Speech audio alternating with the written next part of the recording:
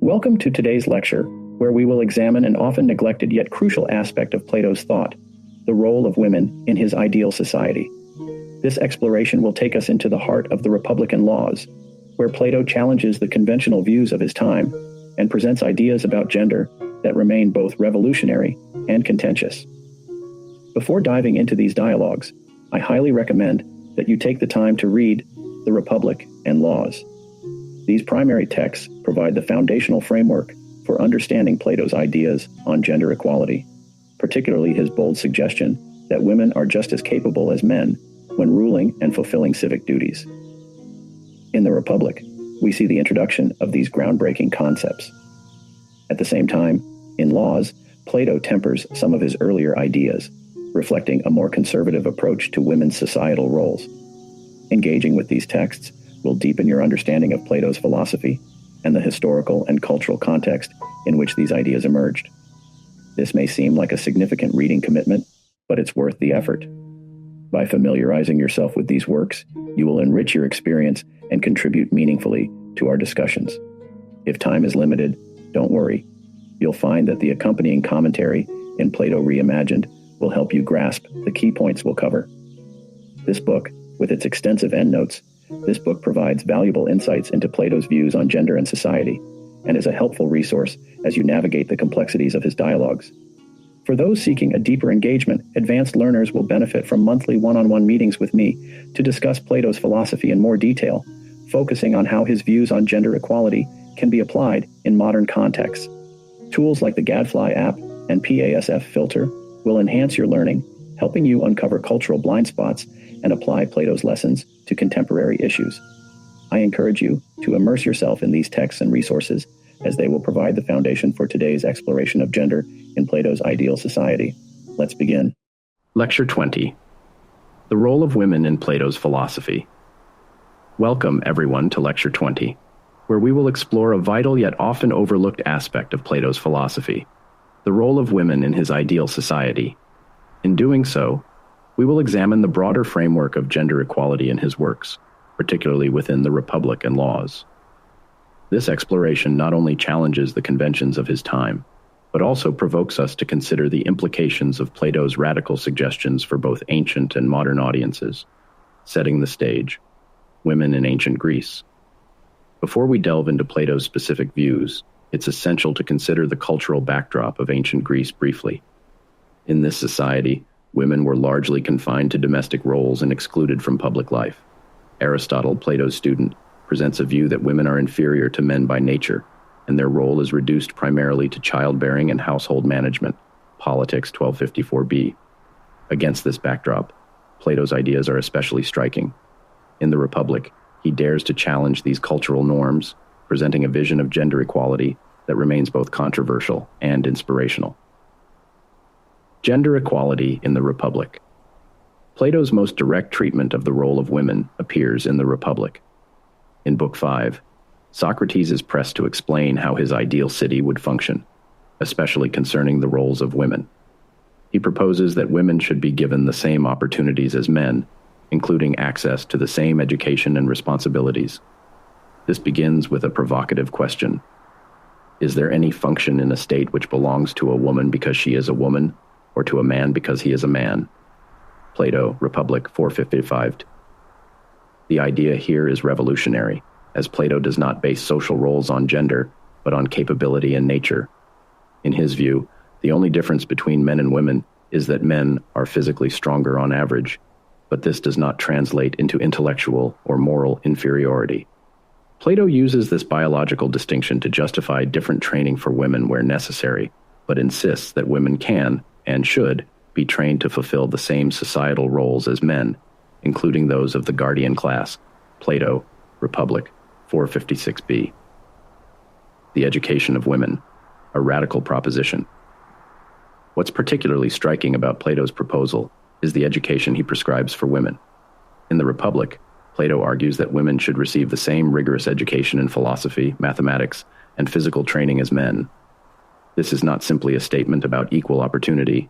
It's a bold assertion that women, like men, are capable of ruling if trained properly, Plato, Republic, 451d.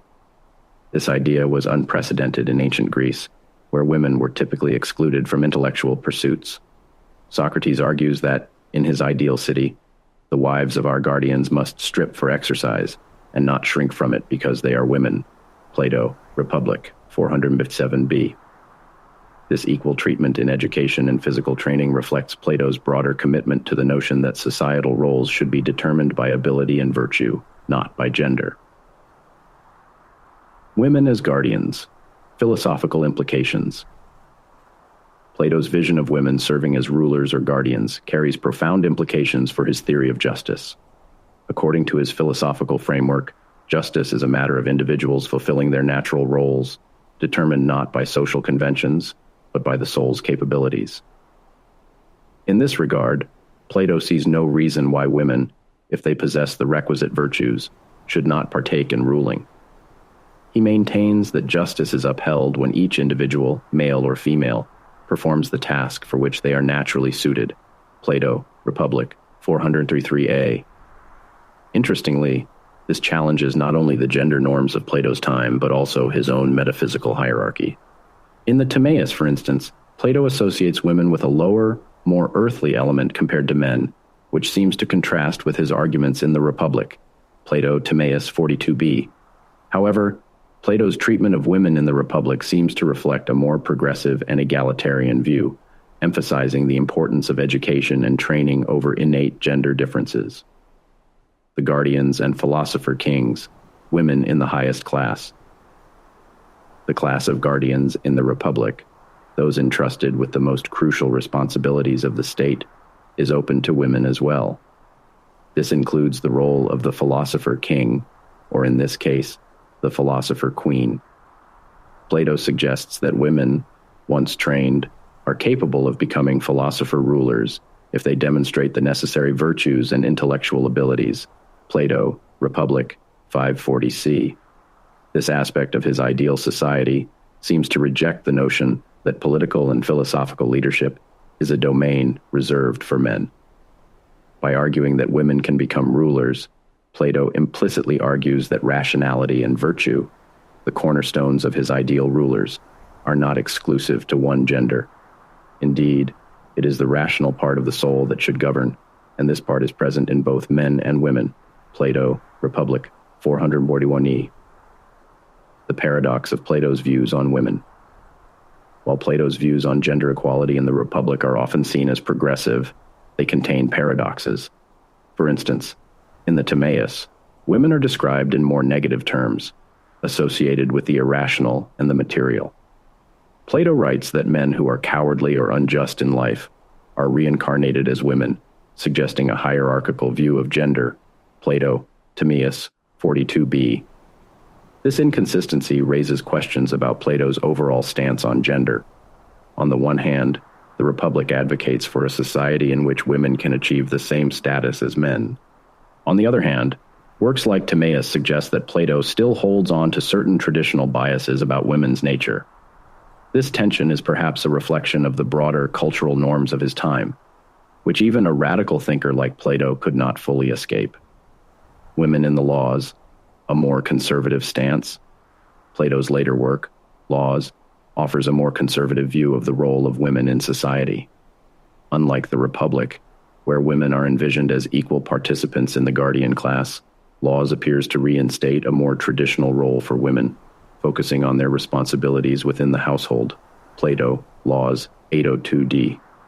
Here, Plato emphasizes the importance of women in maintaining the moral and religious fabric of the family and the state, suggesting that their primary role lies in supporting the household and raising children. However, even in Laws, there are moments where Plato recognizes the potential for women to participate in the broader life of the polis.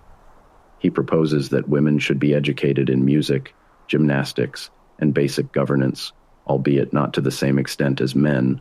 Laws, 804d. This reflects a tempered version of the more radical views found in the Republic, indicating perhaps a more pragmatic approach to gender roles as Plato aged. Plato's influence on later thought. Plato's ideas about women have had a lasting influence, both positive and negative, on subsequent philosophical thought.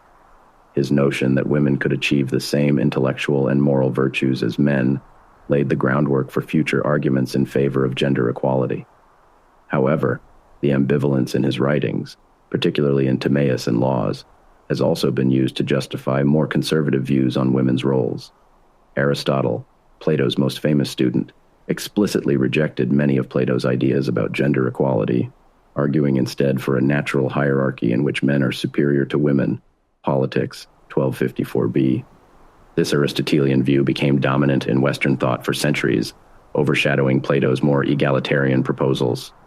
Yet Plato's arguments in the Republic have remained a touchstone for feminist interpretations of ancient philosophy. In modern times, scholars like Julia Annas and Martha Nussbaum have re-examined Plato's works, highlighting his commitment to the idea that gender should not determine one's role in society. Nussbaum, for instance, sees Plato's treatment of women in the Republic as an early articulation of the principles of justice and equality that underpin liberal feminist theory. Nussbaum, The Fragility of Goodness, 1986. Conclusion: Plato's legacy on gender equality. In conclusion, Plato's views on women and gender equality are complex and at times contradictory.